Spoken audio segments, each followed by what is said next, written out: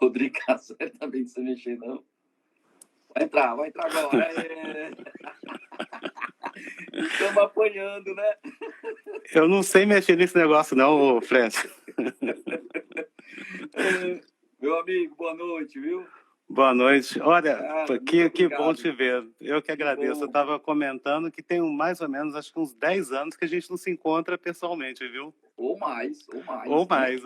Ou mais. Ô, Luiz, pessoal, para quem não sabe, o Luiz é médico, é brasileiro, né? Ele vai dizer aí o currículo dele, vai completar, mas, assim, uma das coisas, fatos mais importantes é que ele foi um dos pioneiros aqui no Brasil, né? Nessa luta para a criação da medicina de emergência como especialidade. Talvez muita gente não saiba, mas muita coisa começou com ele, começou cutucando, né? Luiz, conta aí para a gente, Luiz, desde o começo. Junto contigo, né, Fred? Lá na época da Sociemo. Você até, eu me juntei a você já estava antes. Mas é uma luta antiga, né, que felizmente deu certo com a tua perseverança, com tudo que você fez por aí, porque realmente não foi fácil. Foram anos e anos, né, de luta, e felizmente, graças a Deus, que tudo deu certo. Mas somos amigos de batalhas antigas, né? Antigas, que muita coisa para trás. Mas é isso. Então, realmente, a minha vida inteira ali eu sempre quis trabalhar nessa área de emergência, principalmente preparação para desastre. E é isso que eu tenho feito nos últimos anos. Põe anos nisso, né, Fred? Então eu sou médico, especialista, especialista de emergência com muito orgulho pela Abramed. Abramed, com certeza. E eu fiz graduação. Esse, com certeza é o seu principal título, viu? Isso, não tenho dúvida. E aí eu fiz também, eu me graduei na parte de segurança pública, pós-graduação na área de preparação para desastre, emergência. E eu trabalhei no Brasil por muitos anos, e já tem alguns anos também que eu vim para os Estados Unidos, já tem quase 7 anos que eu estou aqui. E eu estou morando. Exatamente? Eu estou na região central da Flórida, perto de Orlando. É ruim, hein? Pois é. E aqui é uma área muito boa, né, de morar, muita gente. Agora, é sempre assim, é um estado maravilhoso, tem muitas semelhanças com o Brasil, tem muito brasileiro que vem para cá passear, né? Mas é um estado também cheio de desafios, né? Porque você vê, em Orlando, aqui nessa região da Central Flórida, a gente tem mais ou menos aí uns 2 milhões de pessoas morando aqui, residentes. Só que só no ano passado foram 75 milhões de visitantes. Então você imagina, você tem que se dimensionar o sistema de emergência para atender essa quantidade de gente. É muito complicado, né?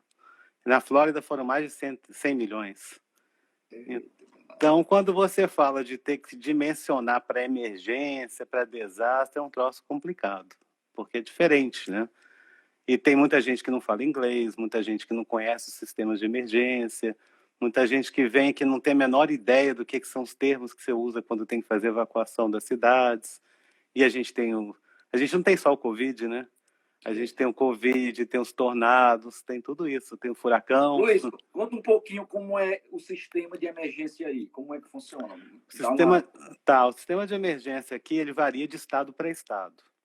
No caso da Flórida, cada estado tem os seus condados, que é um termo que a gente não usa no Brasil, porque no Brasil a gente fala de município, mas um condado pode ter mais de uma cidade. Então, eu estou aqui no Orange County, que é o condado de Orange, que pega Orlando e pega a grande Orlando, digamos assim, que são outras cidades que estão ao redor. Então, como é que funciona o sistema de emergência? A gente tem, quem dá o pré-hospitalar, basicamente, é o Corpo de Bombeiros. Então, muitas vezes o pessoal vê assim, chama o bombeiro, o 911, né? E quem chega, às vezes é um caminhão de apagar incêndio. Você fala, o que caminhão de apagar incêndio está vindo fazer aqui? É porque todo bombeiro, ele é um técnico de emergência médica. E todo carro de bombeiro tem que ter pelo menos um paramédico. E o paramédico aqui, ele tem muita, como é que se diz? Muita possibilidade de atuação, né? Porque ele pode entubar, ele pode fazer várias manobras, vários procedimentos, e está em contato direto com o diretor de emergência do hospital, que é o médico de emergência. Nós não temos médico nas ambulâncias, né? Não temos médico nas ambulâncias. Que diferencia um pouco o nosso aqui do nosso pré-hospitalar, né? Nós temos um diretor médico no hospital e tem o contato por telemetria com as ambulâncias. Só que as ambulâncias, os paramédicos, eles podem seguir um protocolo que dá uma certa autonomia para eles. Só para você ter uma ideia, um técnico de emergência médica aqui, ele leva mais ou menos uns 6 meses para formar, ele vai dar o suporte básico de vida. O paramédico, depois de 6 meses, mais 1 ano e meio, mais ou menos. Ele vai ser o paramédico. É tipo uma residência. É, como se fosse, né? Só que ele precisa ter o... Normalmente, algumas pessoas fazem um tecnólogo até para ser um paramédico. Outras fazem só esse treinamento, né? Então, funciona dessa forma com os bombeiros. Mas se os bombeiros estiverem muito sobrecarregados, eles podem acionar um sistema privado de ambulâncias que vai ajudar os bombeiros. E o bombeiro depois acerta isso. Porque o que acontece é que aqui, quando o atendimento pré-hospitalar é feito, ele é cobrado.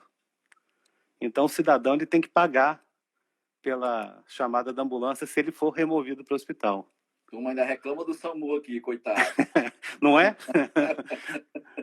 Mas aí acontece que o tempo-resposta aqui ele é muito bom, porque você... O que acontece? É que os quartéis de bombeiros, digamos assim, o bombeiro aqui ele não é militar, mas, digamos assim, os quartéis de bombeiro são muitos quartéis espalhados pela cidade, porque cada quartel tem poucos bombeiros, então eles apostam na capilaridade. Então, com isso, quando você chama, você tem um bombeiro que chega rápido. E a polícia também tem treinamento, eles também tem muito desfibrilador espalhado pela cidade, então isso facilita o atendimento, né? Então, o pré-hospitalar ele é feito dessa forma. E tem os centros de emergência, né? Os centros de trauma. Na verdade, na região central da Flórida, a gente só tem um Trauma One que fica aqui em Orlando. Que quando teve aquele ataque da Boate Pulse, em 2016, para sorte de quem foi vítima no dia, digamos assim, se é que teve alguma sorte, eles estavam a menos de um quarteirão do Trauma One. Então, todo mundo que foi removido para lá conseguiu salvar, né? Então, Então, mais ou menos dessa forma. Aí, os hospitais, eles têm os médicos de emergência, que estão de plantão, tem as equipes que são constituídas muitas vezes de pessoal de cirurgia, anestesia, tudo isso para poder atender quando necessário. E você tem as regiões, né? Então, por exemplo, a área da Disney, ali eles têm um bombeiro deles, que atuam para eles. Você tem aqui do lado de Orlando, você tem Kissimmee, que tem os bombeiros dele. E aí você tem os bombeiros da cidade e tem os bombeiros do condado. Então, quando a cidade não dá conta, é que o condado vai. Então, você tem uma amplitude, uma quantidade muito grande de respostas de emergência nesse caso. E a central, onde é? Tem como é? São várias centrais, uma central? Central de bombeiro ou central de acionamento? De acionamento. De acionamento, o 911, ele fica dentro do... Se você está chamando, é assim que funciona. Aqui a gente tem uma central de emergências do condado e central de emergência da cidade. Então, quando você liga para o 911, pode cair em um desses dois, dependendo de onde você está geograficamente falando, né? Porque tem um conceito aqui que é legal, Fred, que é o seguinte: eles têm um centro de operações de emergência permanente, que é o EOC deles, que funciona o ano inteiro. Então, por exemplo, agora a gente está, vamos supor, tendo o negócio do Covid, ok, da epidemia do Covid. Então, ele está acionado para tratar do Covid, ok. Então, vamos supor que tivesse um furacão.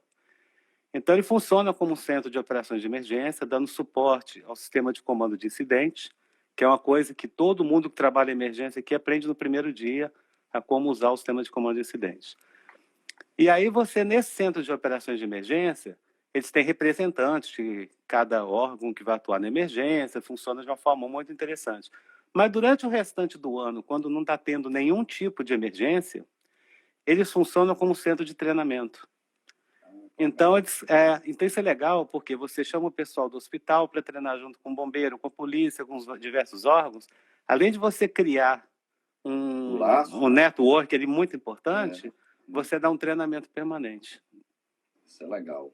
A gente tá bem distante disso aí, né? Hoje, aqui ainda há muita briga, conflito, né? Entre os setores. Isso é uma pena, né? Isso é uma pena. Tá melhorando, né, Fred? Não, já melhorou muito. Maria, não dá nem para comparar, né? Isso 20 anos atrás. Nossa, muito diferente. Muito ninguém diferente. se falava, né? Não, é verdade. Verdade. Brigava pelo paciente, né?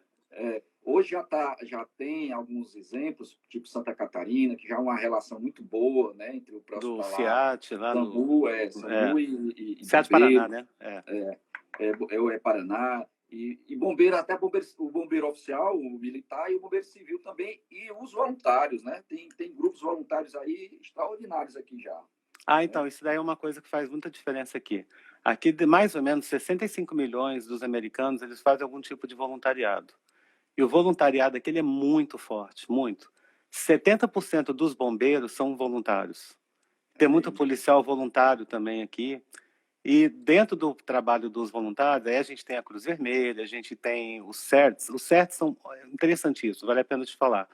Que é o seguinte, cada comunidade nos Estados Unidos é um programa federal. Então tem mais de 1.000 CERTs espalhados pelos Estados Unidos. Que é o seguinte, eu moro na minha comunidade. Então aqui a gente tem um grupo treinado pelo bombeiro, para, no caso de um desastre, as primeiras 72 horas, a gente assume se o bombeiro não estiver dando conta. Então, são pessoas da comunidade treinadas para poder agir em emergência. Isso é muito bacana, porque o pessoal conhece onde mora, você envolve a comunidade e você tem gente com um perfil diferente, né? Você tem médico, você tem meteorologista, você tem as pessoas com diferente.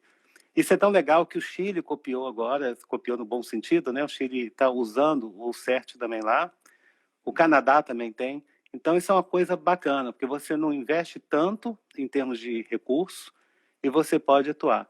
E uma coisa que vocês fizeram aí também em Fortaleza, aquele negócio de poder acionar os médicos de emergência para poder atender no SAMU, não foi isso que vocês fizeram? Nós tivemos uma iniciativa, né, da residência aqui de Ceará, de fazer os emergencistas voluntários, né? Bacana. Mas assim, rapaz, nós não temos... Nós fui muito criticado, viu? Quase por quê? Ué, por quê? Rapaz, foi uma confusão tão grande, liga sindicato, liga polícia, liga não sei o quê, porque vocês vão trabalhar e vão tomar os empregos dos médicos, etc. Tal, meu Deus. Né? É uma questão de cultura ainda. A gente não tem essa cultura do voluntariado, né? Sim, parece que é uma coisa menor, né? Quando na realidade é o contrário. É uma coisa maior. Né? Porque você não é um funcionário, você não é uma pessoa ligada diretamente àquela setor e você está lá para ajudar. Graças a Deus, a gente teve um apoio da prefeitura. O prefeito daqui é médico, o prefeito de Fortaleza, para quem não sabe, estamos aqui no Ceará, Fortaleza, Nordeste, maravilhoso, lindo, a região mais linda do Brasil e talvez do mundo. Né? É bonito mesmo. Tapioca, praia, sol, etc., é aqui mesmo, no Ceará. Né? E o prefeito, ele teve essa visão, né, de apoiar esse projeto, né, que está caminhando ainda. Estava caminhando, aí entrou a coisa do Covid, a coisa ficou meio solta, mas a gente vai, devagarzinho, vai crescendo e mostrando que o voluntariado é uma coisa importante, né? É uma coisa boa. Né? Nós não temos ainda legislação que ampare. Realmente, nós não temos legislação boa ainda. Nós estamos tentando fazer um projeto de lei aqui no Ceará que proteja esses profissionais. De qualquer maneira, nós fizemos. Né? Nós temos, acho, 20, 30 médicos, né?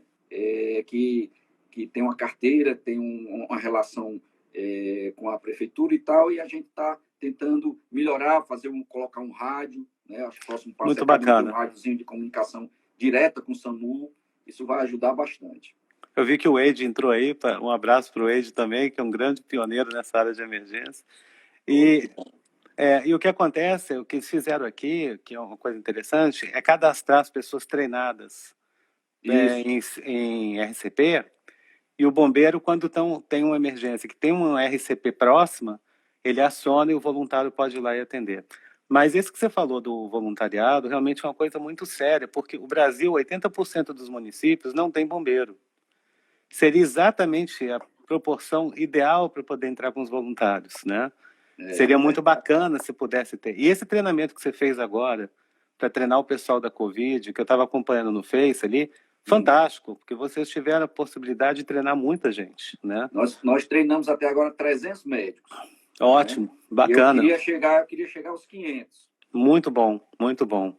A gente tem treinado muito o pessoal para fazer o hands-on em CPR, né, que é RCP só com as mãos, porque ainda mais em tempo de Covid, né, o pessoal tem muito receio de como agir, como poder atuar.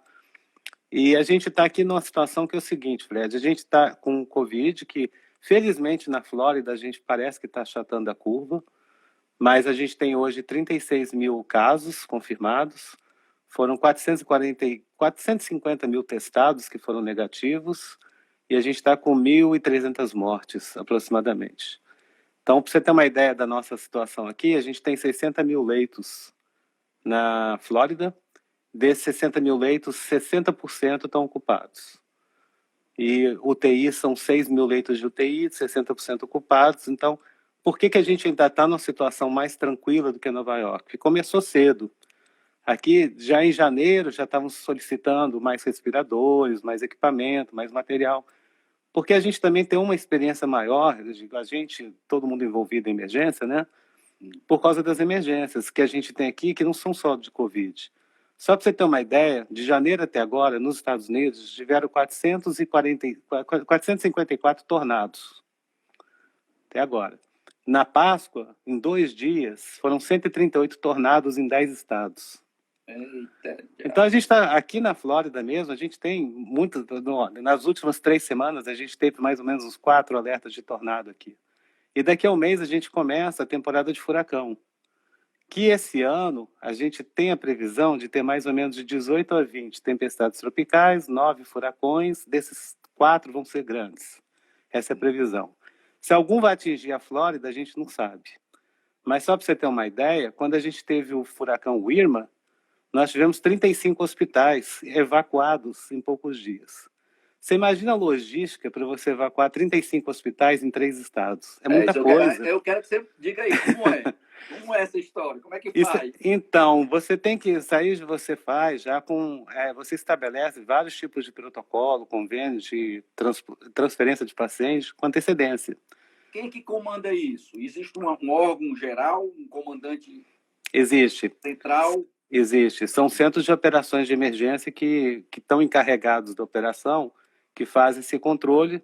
Então, a gente usa sempre aquele sistema de comando de incidente, como se diz, você tem quando você o comando unificado de incidentes, a palavra estava me faltando. Então isso permite que o sistema de saúde ele possa atuar junto com os outros órgãos. O que acontece? Assim que tem uma emergência, o governador declara situação de emergência. Para que ele faz isso? Por exemplo, agora a gente está em situação de emergência. Primeira coisa, você não pode aumentar preço de nada. Você não pode ir no supermercado as pessoas aumentando o preço, é proibido. Cara, essa é a primeira coisa. O Brasil precisa melhorar muito, né? Que aqui foi a primeira coisa que aconteceu. Eu sei. Uma máscara em 95 era R$10, passou para 60 no outro dia. Para 60 no outro dia. Então não pode aumentar preço. Né? A outra coisa é que todos os recursos eles passam a ser priorizados para emergência. Então, por exemplo, quem cuida da parte de iluminação, de luz, né, de energia elétrica, na véspera do furacão, todos os caminhões que cuidam disso já ficam localizados num ponto estratégico. Porque assim que a luz vai faltando, eles já vão se dirigindo. E a gente tem um conceito aqui que é de reserva estratégica de logística. Então, tem pontos espalhados em todo o país onde você tem material armazenado o ano inteiro, para que, se você precisar, pode ser utilizado. E o nosso sistema aqui é uma coisa que é o seguinte, a gente tem um conceito de que todo desastre é local. Então, ele tem que começar de baixo para cima. Então, ele começa no município, se o município não dá conta, o condado não dá conta, estado não dá conta, pede ajuda para outro estado e depois paga pela ajuda. E se precisar, então, o governo federal entra. O problema com o Covid, o que é? É que, normalmente, a gente, quando tem um furacão, o furacão atinge 1, 2, 3, 4, 5, 6 estados, não 50 estados ao mesmo tempo. O Covid atingiu 50 estados ao mesmo tempo. Então, isso é um problema, porque você tem diferentes protocolos em cada estado, diferentes decisões em cada estado, né? Mas você tinha me perguntado como é que faz a transferência, então, dos hospitais, a evacuação. Tudo é com base em protocolo. E a gente tem uma ajuda muito grande da Guarda Nacional de cada estado. A gente tem o pessoal voluntariado que ajuda também nessas decisões de como fazer, de como é que faz. E hoje um problema sério que a gente tem é com os que a gente chama de nursing homes, que é onde estão os idosos que estão é como se fosse uma casa de repouso de idosos, talvez o nome em português fosse essa. Porque tem muitos idosos no mesmo local, que precisam ser evacuados. E são milhares. Então, o que a gente tem... E agora é um problema com o Covid, né? Com o Covid, o que a gente tem feito? Tanto a Cruz Vermelha quanto a Secretaria de Saúde, eles têm um sistema que eles ficam ligando para os idosos que eles sabem que estão sozinhos para checar se eles estão bem, né? Quando eles estão em casa. Na Flórida, toda pessoa que tem algum problema de mobilidade, não consegue se locomover, tem algum problema de saúde mais sério, ela tem que se registrar no estado. Então, quando tem uma evacuação, você já sabe onde que a pessoa mora e você pode ir lá ajudar a fazer a remoção com prioridade. Claro que nem tudo é perfeito, porque tem gente que não quer sair do lugar, né? Quando teve a evacuação, acho que foi do Irma, que o governador, inclusive, foi na televisão e falou, olha, quem não quiser sair, escreve o nome da identidade no braço para facilitar depois o reconhecimento do corpo. Porque foi bem assim, a coisa desse jeito. Foi bem direto, né? Bem direto, porque eles fecham. Quem conhece aqui, por exemplo, a região da costa, então você vai ali para Daytona, toda a região de praia, Daytona, por exemplo, tem uma ponte ali, né, que separa do continente. Pouco tempo antes do furacão passar, eles fecham a ponte. Quem sair, saiu. Quem não saiu, não sai mais. E durante a passagem da emergência, da fase de impacto, nenhum bombeiro, nenhum policial vai sair para te ajudar, porque eles têm que cuidar da saúde deles, né? Da prevenção deles. E a Cruz Vermelha, como é aí? Você é da Cruz Vermelha, né? Sou. Eu trabalho em diferentes lugares aqui, Fred. Eu trabalho na Cruz Vermelha, sou voluntário lá e trabalho como líder voluntário e comunitário. Então, a Cruz Vermelha aqui, mais de 90%, 95% é de voluntários. E tem algum pessoal que é pago. Voluntário é totalmente voluntário? Totalmente voluntário. Alguma ajuda do governo? Não, nada, totalmente voluntário. Nada, total, 100%. Total, 100% voluntário. Então, a gente... o que acontece? O que a gente tem feito aqui? O nosso principal papel. Nos casos de desastre, a gente socorre... Bom, a gente tem uma emergência a cada 8 minutos nos Estados Unidos para a Cruz Vermelha. Principalmente incêndio. Porque muita casa de madeira, né? Não tem algumas coisas que facilitam os incêndios domésticos. Em média, morrem 7 pessoas por dia de incêndio nos Estados Unidos. Desde que começou o Covid, a gente teve mais ou menos 113 mil incêndios.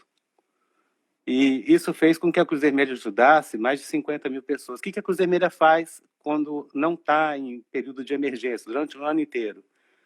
Eles instalam alarmes de incêndio gratuitamente na casa das pessoas que não têm esse alarme de incêndio e que o bombeiro identifica como sendo área de risco. Então, vai um grupo de voluntários, vai lá e instala esse alarme, que dura 10 anos. Então, com isso, você faz uma prevenção muito grande. Durante o momento de instalação, você ensina as pessoas a como elas devem agir em caso de incêndio para evacuar o local.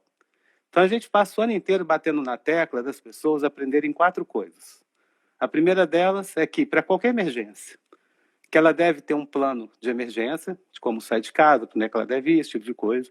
Que ela deve ter um kit de emergência, que ela deve saber as informações de fontes confiáveis, que não vale o WhatsApp, nem o conselho do vizinho. E a quarta é se envolver. Porque o WhatsApp é uma coisa impressionante, né? As pessoas, a boataria é um troço sério, né? Então, a Cruz Vermelha, quando tem um incêndio, o que ela faz? Ela manda uma equipe no local, o bombeiro está apagando o incêndio, a emergência está cuidando do pré-hospitalar, e a Cruz Vermelha vai lá para saber se a pessoa tem onde ficar, se ela tem onde comer. Então, ela dá esse tipo de assistência para as pessoas, apoio. Então, durante agora os tornados, né, que atingiram 10 estados no dia da Páscoa, que eu comentei com você, de lá para cá, a Cruz Vermelha já colocou pagou, né, 17 mil diárias para hospedar o pessoal que não podia ficar em abrigo. Por quê? Por causa do Covid. É outro desafio. Como é que você vai colocar as pessoas desabrigadas dentro de um shelter normal, um abrigo normal, onde elas podem se contaminar, né? E a Cruz Vermelha atua também na parte de doação de sangue, né? Uma parte importante do sangue disponível nos Estados Unidos para transfusão é a Cruz Vermelha que atua, e na parte de preparação para emergência. mas a gente não faz o pré-hospitalar em si, né? E um outro local que eu trabalho também é na Força Aérea Auxiliar, que a gente chama Air Force Auxiliary, que a Força Aérea Americana, ela tem o pessoal da ativa, da reserva, a Guarda Nacional Aérea e tem a Força Auxiliar. Então, de cada 5 missões de busca e salvamento, 4 são nós. E a gente atua muito na parte de tirar fotografia aérea, fazer a busca e salvamento em si, né? Então, a gente tem mais de 600 aeronaves. E o interessante, todo mundo voluntário também. Todo mundo. Então, tudo isso conta muito, sabe, na hora da emergência, porque uma coisa para o americano não tem diferença se você é voluntário ou não, em termos de responsabilidade. Inclusive, conta ponto quando a pessoa aplica para um trabalho federal, se ela foi voluntária ou não. Porque ele entende que você, por exemplo, Fred, você que é médico de emergência, você não vai atuar de forma diferente porque você é voluntário, não deixa de ser voluntário, concorda? Como você mesmo estava falando. Ninguém vai fazer menos ou mais um trabalho porque ele foi pago ou não foi pago. Pelo contrário. Quando a pessoa é voluntária é porque ela realmente quer fazer aquele trabalho. Então, isso faz muita diferença, né? Eu lembro até uma vez que eu estava no Brasil, que alguém perguntou, comentando comigo, falou assim, no Chile, os bombeiros são voluntários, daqui a gente é profissional. Foi, mas lá eles também são. Profissional, todo mundo que faz com dedicação, seriedade é profissional, né? Exato. Me diga uma coisa, essa questão do... Acho que alguém colocou aí da lei. Existe leis específicas do voluntário? Existem algumas coisas. Existe, por exemplo, a lei do bom samaritano, que aqui é o seguinte, que se você for atender alguém e você, claro, se você fizer uma loucura, né, uma coisa completamente absurda, não, mas se você for atender alguém, como é que se diz, a sua limitação profissional, do seu conhecimento profissional, você não é responsável em termos de responder criminalmente nem civilmente além disso. Então, vamos supor, uma pessoa está passando e vê alguém caído no chão, ela vai lá e começa a dar os primeiros socorros. Ele não pode ser processado por esse atendimento, porque ele agiu como bom samaritano. E tem algumas leis específicas para voluntariado que eles chamam de... que cada organização voluntária dessa, eles têm seguro de saúde, seguro de vida para todos os voluntários, né? E tem algumas proteções legais também, de como agir em caso de algum tipo de... Como é que se diz? Alguma coisa que pudesse, em termos normais, ser civilmente processada, criminalmente processada, eles têm essa proteção legal. E tem algumas que a proteção legal é tão grande que, por exemplo, eu comentei com você da Força Aérea Auxiliar. Por lei, a gente tem direito a 15 dias de treinamento por ano de qualquer emprego, ou para sair para missão também. O emprego é obrigado a te liberar, né? E tem vários órgãos que fazem isso também, né? Legal, isso aí. Isso é uma boa ideia, viu? Não é? É uma boa ideia. Diz uma coisa, aqui no Brasil houve diminuição das outras patologias. Por exemplo, eu trabalho no hospital, que é o hospital de referência de cardiologia. Certo. E era um hospital que tinha pacientes nos corredores. Certo. Infarto, insuficiência cardíaca, paciente com arritmia, valvulopatias, e os pacientes sumiram.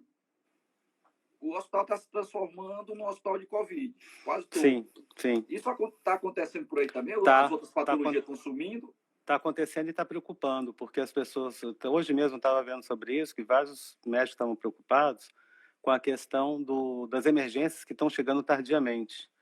Porque aquele paciente que estava com a dor no peito, que deveria ir mais cedo para o hospital, ele está deixando para o último minuto, ou não está indo, com medo de ser contaminado, né?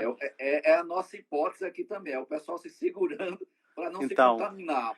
Isso tem acontecido tanto para infarto quanto para AVC, para outros tipos de emergência.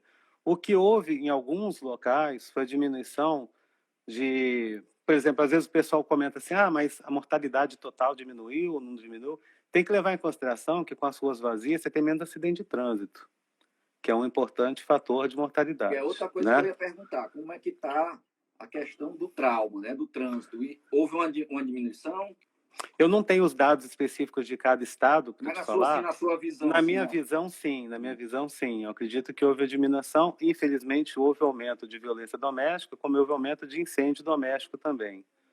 Como é que está a questão da quarentena aí? Como é que é? Então, tá obrigado, tá ficando então casa, isso é uma coisa até interessante que você está me perguntando, porque eu estou vendo alguns termos que o pessoal no Brasil tem usado, né? De lockdown, de quarentena e confusão e tal. Então, o que acontece? O lockdown para a gente aqui, o termo lockdown estrito para lockdown, a gente usa quando tem, por exemplo, um active shooting, né? Alguém que entrou num prédio que vai atirar nas pessoas, todo mundo entra em lockdown. Então, significa ninguém entra, ninguém sai do local.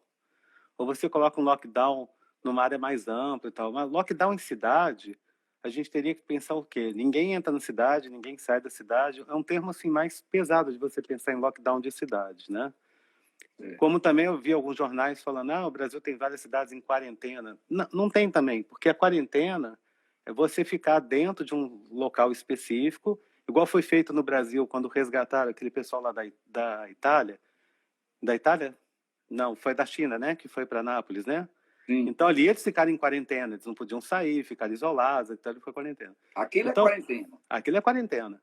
Então o que a gente tem visto, que o que a gente chama que é stay home, que é a ordem de stay in home, significa o seguinte: você não pode sair de casa a não ser para as tarefas essenciais.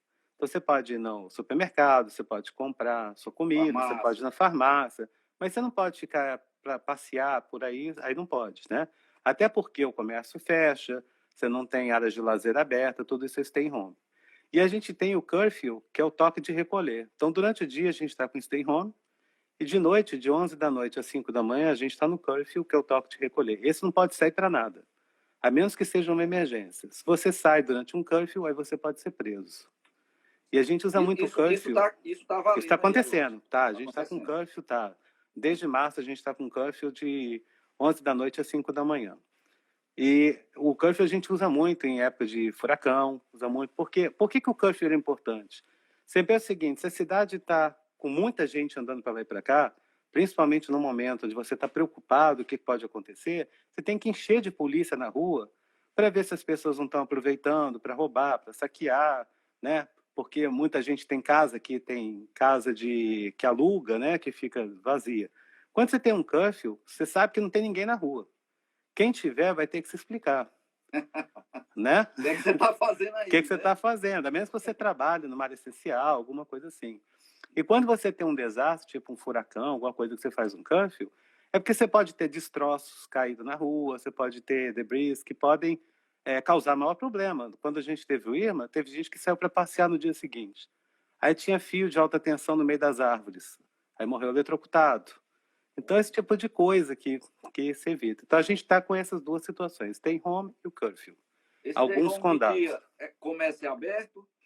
Não, o comércio não está aberto. Hoje eles estavam, no meu condado não. Hoje eles estavam reabrindo o comércio, porque é outra coisa também. O governador, ele pode falar o seguinte: cada condado decide o que vai fazer. Ok, era isso que ele estava fazendo, o nosso condado fechou, ok. Mas ele chegou agora, há pouco tempo, e falou, não, todos os condados vão ter que fechar o comércio. Todo mundo está em home na Flórida, então todo mundo fechou. E chegou agora e falou, olha, pode abrir. Então cada condado vai reavaliar. Lá para o sul, Miami, aquela região ali está muito feia a situação. Então ali não pode reabrir nada por enquanto. Tá tudo fechado. Tudo fechado. E hoje eles começaram a reabrir aqui. Mas é uma coisa engraçada, Fred, que eu fico analisando. Eu falo assim, tá podendo reabrir. Aí todo mundo fala, então vamos todo mundo para a rua. Por que todo mundo tem que ir para a rua? Né? Você vai para a rua, se você precisar ir para a rua, e sempre tomando cuidado, porque tem gente que não toma cuidado, tem gente que não está nem aí. E aí é um problema, quando você tem metade da população fazendo isolamento social e outra metade não, aí você cria um problemão, né? É complicado. Então, a recomendação tem sido de continua com isolamento, vai reabrindo aos poucos. Mas todo mundo de máscara? Todo mundo de máscara. Tem que sair todo mundo de máscara. Eu uso máscara e uso luva, para ser sincero, viu? Porque acho que é uma proteção a mais. Mas tem gente que prefere não usar. Mas a máscara é muito importante que seja usada, né? Existe a determinação e existe também a orientação, que é outra coisa também. Aqui a gente segue muito a orientação do CDC, que é o órgão central. E aqui, ao contrário do Brasil, a gente não tem um ministro da saúde especificamente cuidando disso. O que a gente tem é o que eles chamam de cirurgião geral dos Estados Unidos, que é um oficial, um almirante, o equivalente ao almirante, do sistema público de saúde. O sistema público de saúde ele é militarizado, a estrutura dele. Então, eles é que falam o que deve ser seguido em todos os Estados Unidos, né? E aí, cada governador, cada presidente pode seguir ou não, conforme a realidade local. Existe sistema público aí? Não. Igual no Brasil, tipo um SUS, não. Mas o que acontece é o seguinte, quando o pessoal fala assim, no americano, né, ele tem muita dificuldade de conseguir, ele morre se ele não tiver um plano de saúde, não é bem assim. Porque quem não tem plano de saúde, se ele for no hospital, ele vai ser atendido, não vai ser cobrado na hora, por uma emergência, depois ele vai receber a conta e vai ver como é que vai ser pago. E tem um plano de saúde, entre aspas, digamos assim, para as pessoas mais carentes, né? E também para as pessoas mais velhas, que é o Medicare e o Medicaid, né? São dois planos, assim, digamos. Mas o problema pelo governo. Pelo governo. O mais complicado que acontece é quando a pessoa tem uma doença grave, que ela precisa fazer um tratamento eletivo e ela não tem plano de saúde. Aí já é mais complicado. Mas para o atendimento de emergência, não. E isso foi um problema em Nova York, porque em Nova York, primeiro que eles demoraram um pouco a reconhecer o que estava acontecendo. E depois, muita gente que... você sabe que quando tem um desastre, o que acontece? Às vezes as pessoas não têm noção de que o desastre é consequência, né? Todo desastre é consequência. O desastre não é um evento em si, né? Então, para que tenha um desastre, você tem que ter um evento de grande magnitude, onde a resposta da comunidade, não é isso? Ela não consegue responder devidamente à intensidade do que aconteceu. Então, tem um furacão. Se a cidade consegue responder o furacão, não é um desastre. Se ela não consegue, é um desastre. No caso de Nova York, muita gente mora em locais de baixa renda, com dificuldade de acesso a grandes centros hospitalares, gente que não tem plano de saúde, ou gente que às vezes é indocumentada e tem receio de procurar auxílio de saúde e com medo das consequências, como também precisa trabalhar e não tem emprego garantido, não tem, como é que se diz? Não tem um salário fixo todo mês, né? Então, essas pessoas continuaram trabalhando mesmo com as restrições de trabalho, né? De poder sair de casa. E aí os casos foram acumulando. Tinha gente que morava 10 pessoas dentro do mesmo apartamento, começaram a ter os sintomas, demoraram a procurar ajuda. E todo desastre, você amplifica um desastre que já estava acontecendo no sistema de saúde, por exemplo. É o que está acontecendo também no Brasil em alguns lugares, né? Ave Maria, nem queira que eu diga. Não é? Então, eu lembro que você, inclusive, gravou um programa na TV sobre isso, mostrando a realidade das emergências. Se no dia a dia já é o caos, você imagina isso amplificado por uma chegada enorme de pessoas. As pessoas não entendem, às vezes, quando fala achatamento de curva, o que é justamente isso, é não querer que todo mundo adoeça de uma vez só e ir para o hospital de uma vez só, porque isso sobrecarrega muito o sistema. Isso aconteceu em Nova York. E quando a gente fala de colapsar sistema, é justamente isso, é quando chega um momento que nem com dinheiro você consegue ser atendido, porque não tem mais leito, né? Não tem mais leito, não tem material, não tem mais para comprar, nem tem dinheiro. E às vezes eu vejo muita gente falando, tem que comprar mais respirador. Ok, e quem vai operar os respiradores? É gente treinada, sabe? Porque não é só comprar o respirador, né? Não é. Você tem que ser treinado, então você precisa de gente, precisa de equipamento, precisa de estrutura. Então tudo isso é que é o complicado da coisa. Eu acho que pegou o mundo todo, né? Até eu fiz uma reportagem aí para um jornal, o cara dizendo, olha, porque sempre querem pegar o local, né? Porque tem dificuldade de EPIs, etc e tal. Mas essa dificuldade, rapaz, foi no mundo todo, né? No mundo todo. Não é a questão do Ceará, não é a questão do São Paulo, do distrito.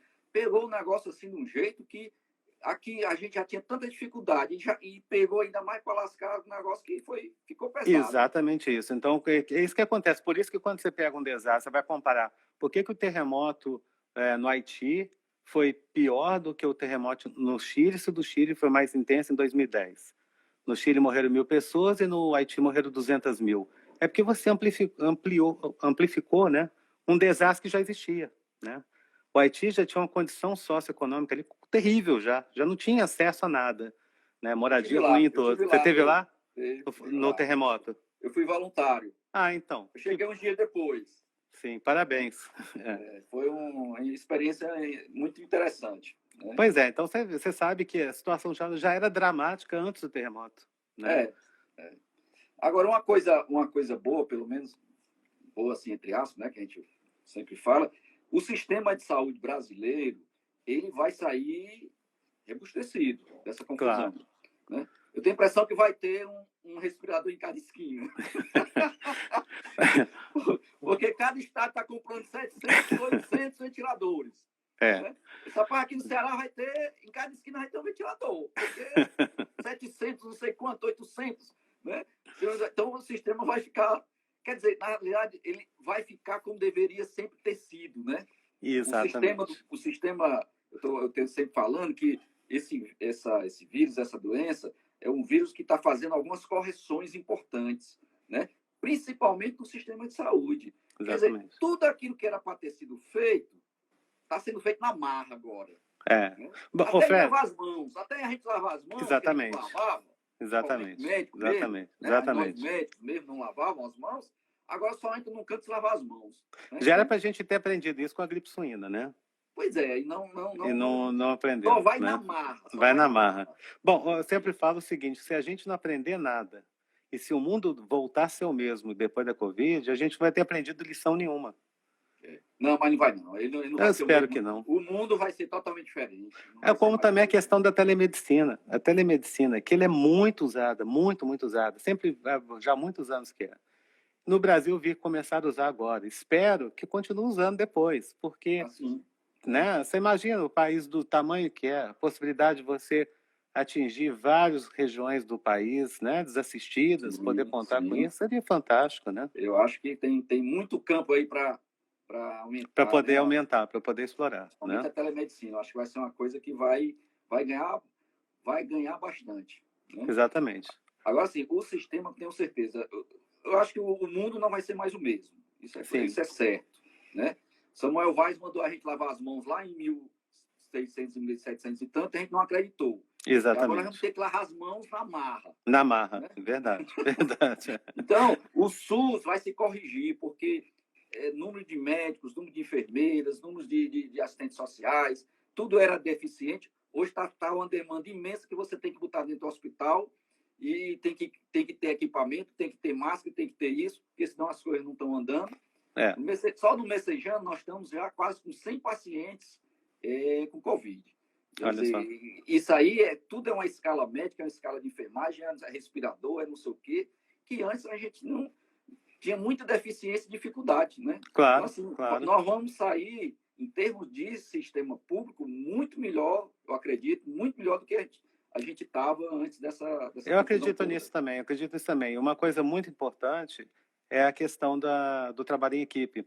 Mais do que nunca, se alguém tinha qualquer tipo de restrição antes, que tinha aquelas vaidades, tudo isso está indo por água abaixo, porque não fica mais evidente, não dá.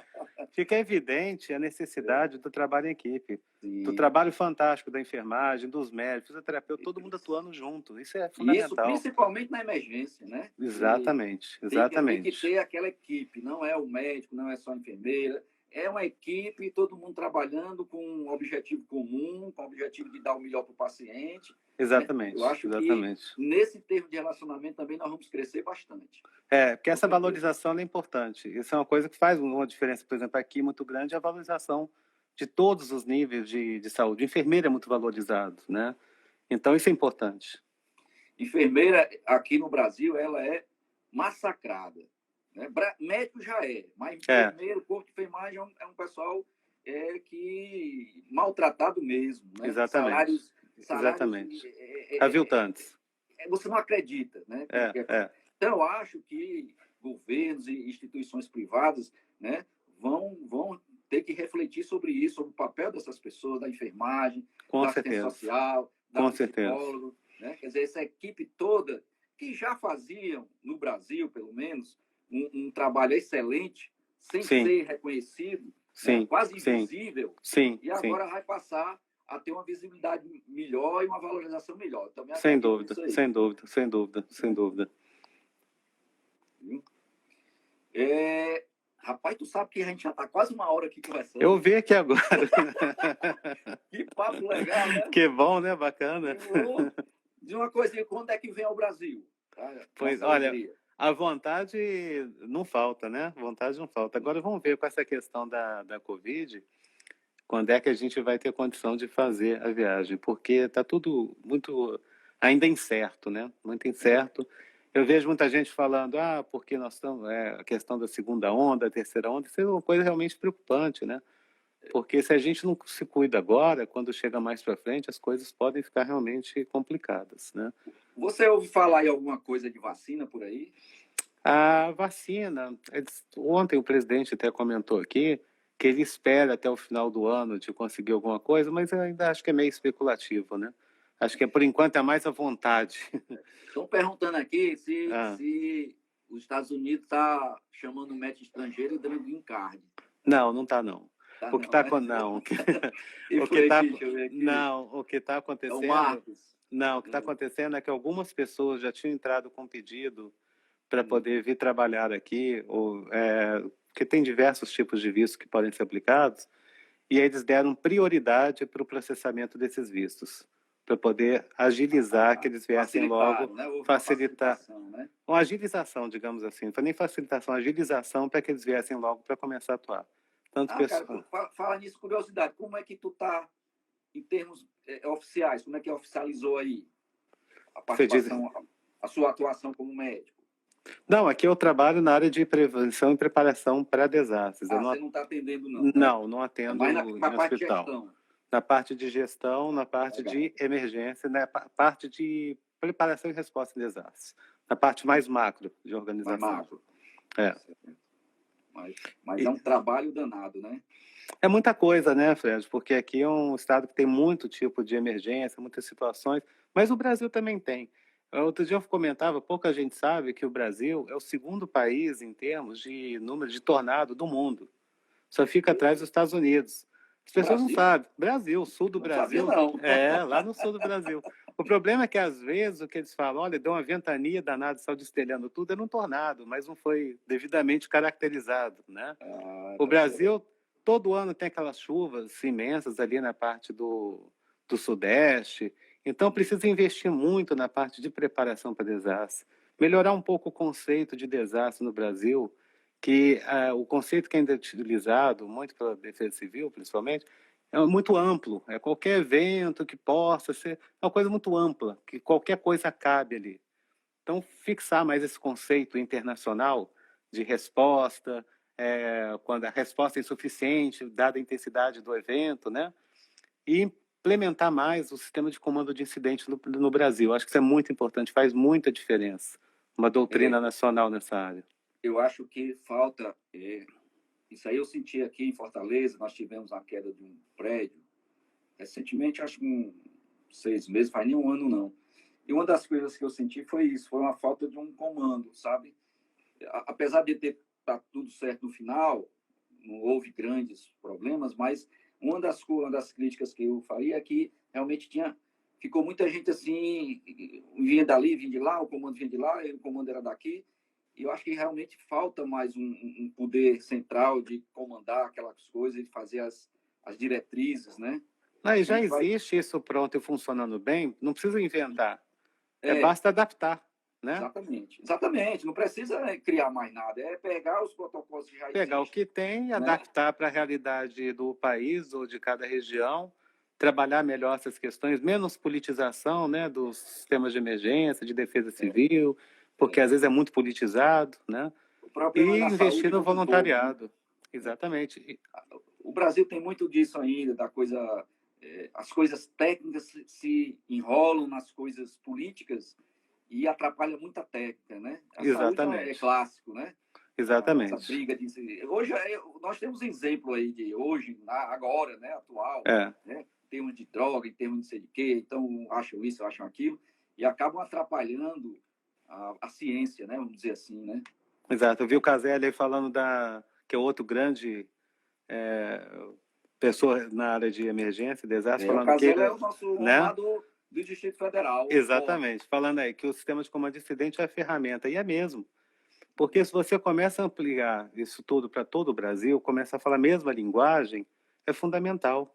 Fundamental. Porque todo mundo sabe o que está sendo falado, né? Você não pode mudar as realidades, né? Idalina, eu me lembrei da nossa Defesa Civil Voluntária, Magno Luiz. Ah, bacana. É isso mesmo, é isso mesmo, Magno, com certeza. Defesa Civil, os voluntariados da Defesa Civil, ele é muito importante, né? E, infelizmente, isso às vezes não acontece da forma como deveria, porque o Defesa Civil não é órgão executor. Defesa Civil é órgão de planejamento e de ligação com o sistema de resposta. É como se fosse um maestro conduzindo uma orquestra, onde cada instrumento, um instrumento é o bombeiro, outro sistema é a polícia. Então, quando você começa a colocar a Defesa Civil em si para ser órgão executor, às vezes dá muita complicação de termos, em termos de doutrina, de tudo isso. Que bom. Aqui ainda precisa a gente avançar muito ainda, né? Mas com certeza. Vai melhorar. Eu acho que com a se Deus quiser, da emergência como especialidade, um pouquinho as coisas vão se agrupando, né? Se organizando. Né? Nós temos uma sociedade aí, Abramed, uma sociedade ainda jovem, né? Que está se organizando. E tem feito um trabalho maravilhoso nessa área. Você, por toda a sua trajetória, tudo que você tem feito pela Abramed, não tem outras palavras, não sei te dar realmente os parabéns, porque tem sido uma condução espetacular. E o trabalho da Abramed, aos poucos, ela vai poder entrar nessa área também de preparação para desastres, né? Sim, e no que você precisar da minha ajuda, você sabe que você pode contar sempre. Opa, que bom. Nós hoje temos um novo presidente, né? É o Hélio Pena, não sei se você conhece. Conheço. Você é excelente pessoa, um grande trabalhador nessa área. Sensacional. Tem a Maria Aparecida lá de Minas Gerais, né? Tem o Ivan aí da Bahia.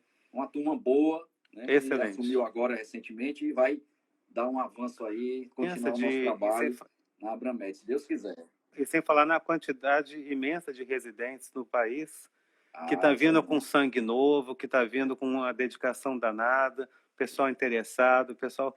Realmente a realidade do Brasil está mudando muito.